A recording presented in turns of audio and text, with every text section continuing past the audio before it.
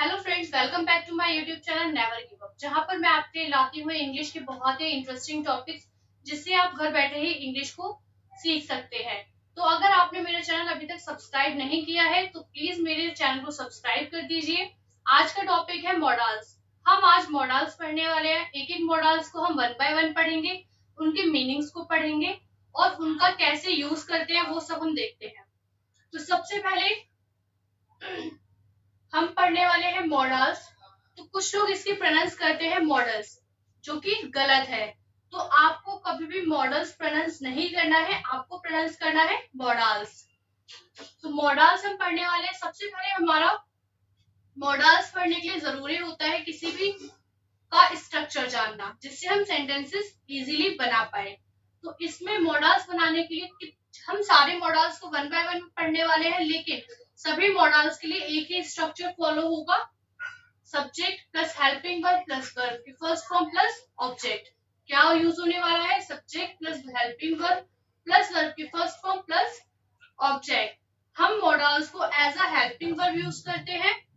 तो सबसे पहले हमारा आज का मॉडल्स है कैन। कैन का मीनिंग होता है सकता है। कैन का मीनिंग होता है सकता है। जब भी किसी सेंटेंस के आखिर में आता है सकता है, सकती है, सकते हैं, तो वहां पर हम यूज करते हैं कैन। फॉर एग्जाम्पल, मैं इस काम को कर सकता हूँ। तो यहाँ पर लास्ट में आया है सकता है। मैं इस काम को कर सकता हूँ, यहाँ पर लास्ट में आया सकता हूँ। तो ये हमारा मॉडल्स है, कैन वाला मॉडल्स है। तो सबसे पहले हमने सेंटेंस पढ़ा। सेंटेंस बनाने के लिए हमें क्या चाहिए? सब्जेक्ट। सब्जेक्ट क्या है सेंटेंस में? मैं इस काम को कर सकता हूँ। काम को करने वाला कौन होता है? सब्जेक्ट, जो कि इसमें है मैं इस काम को कर सकता हूँ। मैं को इंग्लिश में बोलते हैं आई। उसके बाद हेल्पिंग वर्ब यूज करेंगे। हेल्पिंग वर्ब सकता हूँ वाले सेंटेंस में क्या यूज करनी है? कैन। तो क्या आ गया? कैन। इसके बाद वर्ब की फर्स्ट फॉर्म। वर्ब क्या है इसमें? करना। काम को करना। करना क्या है? वर्ब। तो वर्ब करने को क्या बोलते हैं इंग्लिश में? डू। I can do. आगे सेंटेंस में जो भी बचता है उसे हम एज अ ऑब्जेक्ट ट्रीट करते हैं। तो लास्ट क्या बचा हमारा? इस काम को। तो क्या लिखेंगे? This work. इस काम को this work. I can do this work. मैं इस काम को कर सकता हूँ। I can do this work. तुम इस काम को कर सकते हो। You can do this work. एक और एग्जांपल से समझते हैं। वे अच्छा खेल सकते हैं। तो सबसे पहले सब्जेक्ट। तो सब्जेक्ट क्या है? वे खेल सकते हैं। तो वे के लिए क्या? दे आएगा। हेल्पिंग वर्ब कैन यूज करेंगे। खेलना, प्ले। खेलना क्या है? वर्ब है। खेलने के लिए क्या यूज करेंगे? प्ले। और लास्ट क्या बचा? ऑब्जेक्ट अच्छा। अच्छे को बोलते हैं well. They can play well. वे अच्छा खेल सकते हैं। They can play well. आगे पढ़ते हैं। ये हमने पढ़ा सिंपल सेंटेंस। क्या पढ़ा? सिंपल। अब इसका हम पढ़ते हैं नेगेटिव। नेगेटिव में हम क्या यूज करेंगे? नेगेटिव कौन से होते हैं? जिसमें नहीं का साउंड आता है। हिंदी के सेंटेंसेस में आपको जहां भी नहीं का साउंड सुनाई देगा वो होते हैं नेगेटिव सेंटेंसेस। फॉर एग्जाम्पल, मैं इस काम को नहीं कर सकता हूँ। लास्ट में सकता हूँ आया है, मतलब कैन की बात है, लेकिन क्या आ गया? नहीं भी ऐड करा है। तो नहीं के लिए हम क्या लगाएंगे? नॉट। तो लिखेंगे कैसे? Can not. Can not. Can not को शॉर्ट में बोलते हैं कांट। क्या बोलते हैं? कांट। लेकिन कुछ लोग कैन नॉट को लिखते हैं कैन स्पेस नॉट, जो कि गलत है। अगर या तो आप ऐसे लिखिए विदाउट स्पेस, या फिर आप कांट लिखिए, लेकिन इस तरह से कैन नॉट को लिखने का तरीका बिल्कुल गलत है। तो हम सेंटेंस बनाते हैं एक नेगेटिव। मैं इस काम को नहीं कर सकता हूँ। पहले हमने पढ़ा था मैं इस काम को कर सकता हूँ, I can do this work. अब मैं बोल रही हूँ मैं इस काम को नहीं कर सकती हूँ, मैं इस काम को नहीं कर सकता हूँ। क्या बोलेंगे? आई कैन नॉट या फिर can't. I can't do this work. I can't do this work. Clear? Next पढ़ते हैं इंटेरोगेटिव। इंटेरोगेटिव कौन सा होता है? जिसमें कोई भी सेंटेंस क्या से शुरू होता है। जो जिस भी सेंटेंस में क्या से शुरू होगा वो हमारा इंटेरोगेटिव होगा। आप पढ़ते हैं, एक एग्जांपल देखते हैं। क्या तुम इस काम को कर सकते हो? क्या तुम इस काम को कर सकते हो? तो क्या है, स्टार्टिंग में क्या आ चुका है, इंटेरोगेटिव है, और लास्ट में क्या आ रहा है, सकता, सकते हो। तो सकता है, सकते हो के लिए क्या यूज करना है, कैन। तो सेंटेंस को बनाते हैं, उसके लिए इसका स्ट्रक्चर क्या होता है, helping verb plus subject plus verb की फर्स्ट फॉर्म प्लस ऑब्जेक्ट। हमारा स्ट्रक्चर बिल्कुल सेम है, बस क्या डिफरेंस आया है, हेल्पिंग वर्ब पहले आ गई है सब्जेक्ट से पहले। और इंटेरोगेटिव सेंटेंसेस में हम कभी भी क्या को नहीं लिखते हैं। इंग्लिश में हम क्या का मीनिंग नहीं लिखेंगे, हम इस स्ट्रक्चर को फॉलो करेंगे जहां पर मैंने WH फैमिली का यूज नहीं किया है। तो सबसे पहले WH हेल्पिंग वर्ब आएगी। हेल्पिंग वर्ब क्या है इन सेंटेंसेस में, कैन। तो लिखा हमने कैन, उसके बाद सब्जेक्ट, सब्जेक्ट क्या था, तुम। सब्जेक्ट क्या है, तुम के लिए यू, वर्ब के first form do and object this work. Can you do this work? Can you do this work? मैं आपसे पूछती हूँ, can you do this work? Can you speak English? क्या तुम इंग्लिश बोल सकते हो? Can you speak English? आगे बढ़ते हैं डबल इंटेरोगेटिव। डबल इंटेरोगेटिव क्या होता है, जिसमें हम WH फैमिली यूज करते हैं या फिर सेंटेंस के बीच में आता है क्या, क्यों, कैसे, जैसे क्वेश्चंस यूज किए जाते हैं। क्वेश्चंस वाले सेंटेंसेस जो होते हैं वो होते हैं हमारे डबल इंटेरोगेटिव। फॉर एग्जाम्पल, तुम इस काम को कैसे कर सकते हो, तुम इस काम को कैसे कर सकते हो।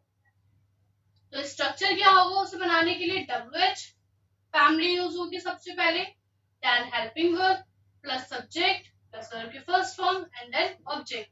WH फैमिली क्या होती है, मैं अपनी लास्ट वीडियो से बता चुकी हूँ। WH फैमिली होती है हाउ, व्हेन, whom। ये जो WH से शुरू होते हैं या फिर H से शुरू होते हैं, क्वेश्चन के वर्ड्स, जो वर्ड्स हमारे WH या S से शुरू होते हैं वो हमारे WH फैमिली में आते हैं। तो इसमें क्या आ रहा है, WH फैमिली वाला कैसे, क्वेश्चन क्या है, कैसे। तो कैसे को इंग्लिश में बोलते हैं हाउ। उसके बाद हेल्पिंग वर्ब, हेल्पिंग वर्ब क्या है हमारी, कैन। सब्जेक्ट क्या है, तुम, मीन्स यू, वर्ब की first form do, object this work. How can you do this work, how can you do this work. Clear. ऐसे ही मैंने आपको 8 मॉडल्स के सारे सेंटेंसेस बताए हैं। सिंपल हो गया हमारा, नेगेटिव हो गया, इंटेरोगेटिव हो गया और डबल इंटेरोगेटिव हो गया। बट आगे मैं आपको सिर्फ एक बताऊंगी और आपको सारे अपने आप प्रैक्टिस करने हैं, खुद बनाने हैं घर पर। क्योंकि अगर आपको एक आ जाएगा अच्छे से तो आप सारे खुद बना लेंगे। तो आगे बढ़ते हैं। नेक्स्ट हमारा मॉडल्स है कुड। क्या है, could, COULD। This is not could, could नहीं है ये, कुड है, इसमें L साइलेंट होता है। तो कुड का मीनिंग होता है सकता था, कुड का मीनिंग होता है सकता था। अभी हमने पढ़ा था सकता है और ये है सकता था। मतलब इसमें अगर बात की जा रही है तो ये है प्रेजेंट और ये है पास्ट। ये यूज होता है पास्ट में। प्रेजेंट की बात है, एबिलिटी की बात है, पावर की बात है, तो कैन यूज होगा इन प्रेजेंट और कुड यूज होगा इन पास्ट। फॉर एग्जाम्पल, मैं उसे पीट सकता था, मैं उसे पीट सकता था। I could beat him, I could beat him, I could beat him। ऐसे ही आप इसका नेगेटिव भी बनाइएगा, इंटेरोगेटिव भी बनाइएगा और डबल इंटेरोगेटिव भी घर पर बनाइएगा। स्ट्रक्चर सेम फॉलो होने वाले, जैसे कि मैंने बताया मॉडल्स में सबके स्ट्रक्चर सेम होंगे। तो थर्ड हमारे मॉडल्स है विल एंड शैल। विल और शैल दोनों का ही मीनिंग होता है गा गी गे।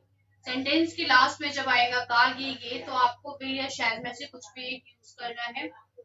पहले हम सिंगुलर और प्लूरल के साथ अलग अलग यूज करते थे, एक के साथ यूज करते थे विल और एक के साथ यूज करते थे शैल। बट नाउ हम सिर्फ और सिर्फ विल यूज करेंगे, शैल का इस्तेमाल हम नहीं करेंगे। अगर कोई शैल यूज करता है तो गलत नहीं है, बट जब हम एडवांस इंग्लिश बोलते हैं, मॉडर्न इंग्लिश बोलते हैं तो हमें इतनी सारी चीजें याद रखने की जरूरत नहीं होती है। हमें सिर्फ और सिर्फ विल यूज करना है और हमारा सेंटेंस परफेक्ट होगा। पढ़ते हैं एक एग्जांपल, मैं कल वहां जाऊंगी।